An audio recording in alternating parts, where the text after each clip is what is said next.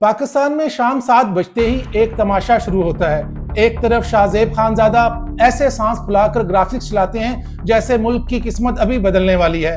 दूसरी तरफ कामरान शाहिद टेबल पर हाथ मार मार कर ऐसे सवाल पूछते हैं जैसे वो कोई थानेदार हो। लेकिन सच तो यह है कि इनकी चीखों के पीछे एक बहुत बड़ी मीडिया मंडी लगी हुई है। आज हम किसी को नहीं छोड़ेंगे। आज हम बात करेंगे उन मीडिया मालकान की जिनके कारोबार पंडोरा पेपर्स में निकले, उन एंकर्स की जिनकी तनख्वाहें आपकी सोच से भी बाहर हैं, और उन यूट्यूबर इनकलाबियों की जो सिर्फ व्यूज के लिए झूठ बेच रहे हैं। मीर शकील उर रहमान भाई साहब का असल काम सहाफत नहीं, रियल एस्टेट है।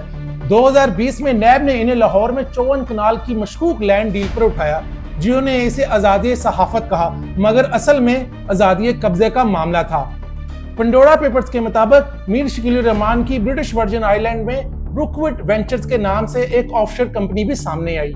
सुलेमान इकबाल ARY सोने के स्मगलर थे, जिनके खानदान पर 90 की दिहाई में बेनजीर और जरदारी दौर में सोना इंपोर्ट करने के लिए किकबैक्स देने के संगीन इल्जामात लगे। आज ARY का काम सिर्फ रेटिंग और अपनी सियासी यारों को बचाने का है। सुल्तान अली लखानी ये वो ग्रोह है जो साबुन और टेक्सटाइल भी बेचते हैं और मैकडोनल्ड के बर्गर भी। सन 2000 में नैब ने इन्हें बेनामी कंपनियों के जरिए मनी लॉन्ड्रिंग के केस में गिरफ्तार किया था। पंडोरा पेपर्स में इनकी भी कंपनी सेंचुरी मीडिया नेटवर्क के नाम से निकली थी। सवाल यह है कि जिस सेठ की अपनी दौलत ऑफशोर कंपनीज में छुपी हो, वो आपको टैक्स चोरी पर सच कैसे बताएगा। अब आते हैं इनके पालतू एंकर्स पर। आपको लगता है कि ये लोग आपके लिए लड़ रहे हैं। मीडिया इंडस्ट्री के जराए बताते हैं कि टॉप टियर एंकर्स जैसे शाहजेब खानजादा, अहमद मीर और काशिफ अब्बासी की तनख्वाहें 50 लाख से लेके 1 करोड़ रुपया माहाना है। शाहजेब खानजादा उनकी रिसर्च कमाल की होती है, मगर सिर्फ वहां तक जहां सेठ की मर्जी हो। इनकी मुबालगा आराई ऐसी है कि लगता है अभी स्टूडियो में जल्जला आने वाला है।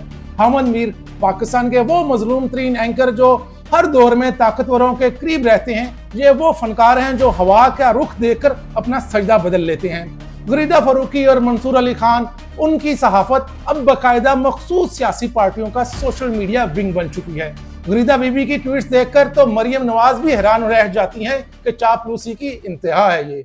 अब जरा उन लोगों को भी देख लें जो खुद को हकीकी आजादी का अलमबरदार कहते हैं। इमरान रियाज खान, साबर शाकर और मोहित पीरजादा। भाई ये भी इसी करप्ट सिस्टम का दूसरा रुख है। अगर जियो नून लीग का है तो ये लोग PTI के बाकायदा विंग बन चुके हैं।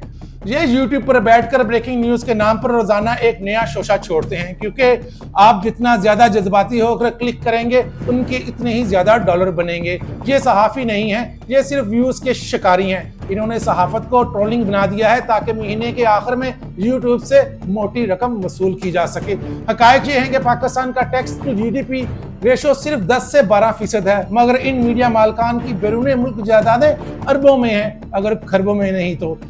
ये पूरा मीडिया एक कार्टेल बन चुका है, जहां सच वो है जिसकी कीमत लग चुकी हो, चाहे वो नून लीग की दरबारी हो या एस्टैब्लिशमेंट के चहीते हो या PTI के यूट्यूबर्स हों।